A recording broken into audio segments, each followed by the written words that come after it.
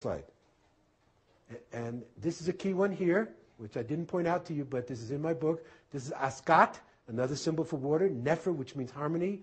I have a whole chapter in my book called Askat Nefer, the harmony of water, how important water was to these ancient people. So this was a clue to me right away. Well, this was a wise man. If they put this on his tomb, it means he was smart. He knew the secrets of water. But still, I see nothing here to go on. Next. And here he is. And I just saw this again. The paint is still there after 3,300 years. Original paint still there. But I'm looking, is this a Mayan nose? Is this a Central American Indian? That's a stretch. So I said to Hakim, I said, well, I know what you're trying to say to me here, but I can't go with this. If I go on a stage in a university in the United States or anywhere in the world, they'll laugh me off the stage. There's nothing here that looks like from an Indian from Central America or Mexico. And he says, well, the expression, when in Rome, do what the Romans do. He's living in Kemet, so of course he portrays himself on his tomb as an ancient Cometian. Well, I was crestfallen. There goes the 15 minutes of fame, there goes the history books, all of that. But there are at these sites these little men, old men in galabeas, and they're men because the women stay hidden, because it is an Islamic culture. It's not what it used to be. But the men, they'll come around to you and they'll look at you and say, well, there's something you should see. And everybody has a natural reaction, oh, they just want some bakshish. They just want a handout, and you walk away from them. But sometimes they'll take you to something that you will be amazed. This little keeper, because I was with Hakim to begin with, didn't speak English. He saw I was perplexed, and he came to me like this, come here, come here. We went to this little chapel area that was boarded up. We pulled away the boards, opened up the doors, and next, this is what we saw on the ceiling. Oh my God. That's not Egyptian, folks. It's not Cometian. Absolutely so, and I can give you verification of that. And I got better pictures now. So anybody who's really interested in this, went back a week and a half ago and took more pictures, more close-ups. It's still there. It's not even boarded up anymore. It's open for everybody to see, but they don't allow you to go there because there's excavations being done. But I can take you there, and I can get back there anytime because the magic word is Awiyan, the last name of my teacher. You can go anywhere in Egypt. And yes, let me continue, please. To verify this, it's okay. It's okay. I appreciate your enthusiasm. Instead of going to Mayan archaeologists with this, I took photographs of this picture, made an image. I happen to know Aluna Joy Yashkin, who used to live in Sedona, now lives, she used to live in Mount Shasta, she now lives in Sedona. So you folks may be able to hear some of her presentations. She leads tours to the Mayan sites. She was a student of Mayan daykeeper Hunbat's men. I sent a copy of this photograph to Hunbat's men. He graciously responded within a few months, which mail from Mexico is pretty incredible. But he responded within a few months saying, oh yes, I recognize this. This is the language of my ancestors. In fact, he claimed he could read some of the symbols, that it's actually dating. It's usually time codes. And I wish Christopher O'Brien was here because we had a great conversation last night. He recognized this as pre-classic right away. And he says, what this is dates. But to follow that up, we even went further. I've come here to Sedona many times to give presentations. Our good friend was at David's bookstore last night, Dr. Chet Snow, who lives here in Sedona. He's put on a series of conferences called Crystal Healing Conferences. Another offshoot, which is a whole another lecture, is I've been involved in research in crystal skulls since 1979. So I give presentations for Chet on crystal skulls. So at his conferences was a lady named Flor de Mayo, who lives in Albuquerque. She's a well-known Mayan priestess and curandera, healer, priestess. I showed a copy of this photograph to her in 1998. I asked her, could you give me a comment on this? She said, well, this is amazing. I can't speak. Can I look at this for a few days? I said, sure. The conference was over. I went back to her and I asked her, can you tell me any impressions you have on this? She couldn't. She said, where is this from? Is this from Mexico? I said, no. She said, is this from Peru? I said, no. This is from Saqqara, Egypt. She said, Egypt? She said, can I have a copy of this to show my teacher? And I said, sure. Her teacher's name is a long name, basically goes by the name of Don Alejandro. He is the elder, recognized wisdom keeper of the Quiche Maya of all of Guatemala. He looked at this, immediately said, oh yes, this is the language of our ancestors. Without a doubt, this is Mayan. And then he related a story to her from his indigenous oral tradition, that according to the Mayans, they originally came from the Pleiades. When they came for the Pleiades, they came to four corners of our earth. One, of course, Mexico and Central America. Another was Northern Africa, ancient Egypt. And he said those people were called the Naga Maya. I went back to Egypt in October of 1999. She told me this in April of 1999. Went back to her with Hakim, told him this. First of all, he was greatly enthused that we had an indigenous confirmation of the find. And then he said, oh yes, Naga. Naga is from the ancient Cometian word Nag, which meant tribe. Tribe, Maya. Did the word mean in the ancient Cometian language, the tribe that came from across the water? I put it out to you.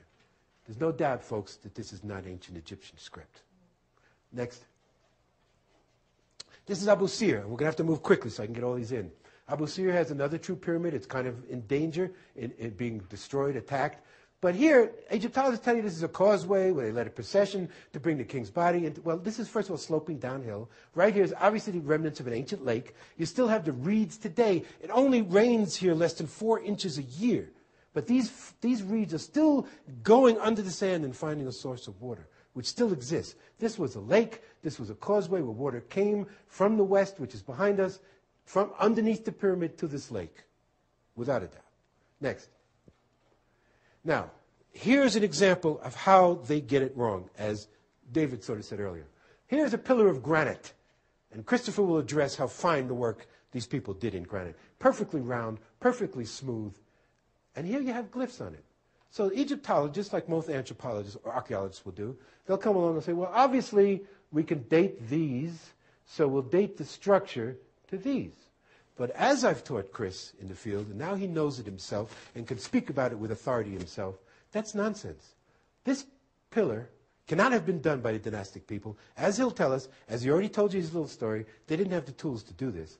This pillar is over 10,000, maybe 20,000 years old. The later dynastic people came along and crudely chiseled these glyphs into it to represent supposedly a title of a king in here. And I just submit to you, because I'll show you further examples, the people who had the technology to do this chiseling could not have done this chiseling, to do this carving. So you cannot date this structure from these symbols. Wrong.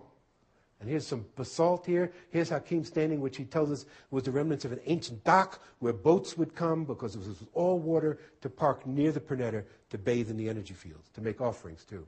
So again, you cannot date this structure from the symbols. And it's very important when you're dealing with chematology as opposed to Egyptology. Next. Here he's on his way to Abu Ghurab. We're going to do Abu Ghurab very quickly. Unfortunately, we don't take tourists to Abu Ghurab anymore, but I can get you there if you come with me. We can't take large groups. It's a restricted area for the reasons we're going to show you. They don't want you to see what's there. It's obvious. So he's on his way. But what I submit to you here is, first of all, what you're looking here is thousands of, if not millions of potsherds and pieces of granite and limestone. Obviously, there were structures here. Why don't they comment on this? They don't say what's here. Oh, it was a temple to a king. No, it wasn't. What you see here is dunes. You can see silt. You can see that this was a waterway. Water flowed through here at one time. These were huge walls made out of limestone to keep the water enclosed. There were structures here made out of granite. This was part of the ancient Comitian civilization well over 10,000 years ago. Next. Abu Ghurab means father of crow's nest. Why do they say that? There was an obelisk here. And here's the correct symbol for obelisk, no matter what Egyptologists tell you. Ib-Ra. Ib is the heart. Ra, second stage of the sun. A heart, a beam of the sun encapsulated in stone is what an obelisk meant. Obeliskos in Greek means a barbecue pit, that they thought the gods, like Zeus, would use these obelisks to barbecue their meat. So that's where the word obelisk comes from. Ibra. Ibra. In the book I'm writing now, we're going to say the word Ibrahim, which him is a masculine ending in Hebrew. Abraham comes from this term, Ibra. And we may be giving you who Abraham really was in this book. Next. Here's why it's called Father of Crow's Nest. The slide's falling off. It's a great sight line. Here you see Abu Sir, you see Dashur in the south. So it's a great sight line on this mound where an obelisk was. Next. Now what you have here is some incredible structures. This is what's known as a Hotep. This is the symbol of Hotep right here.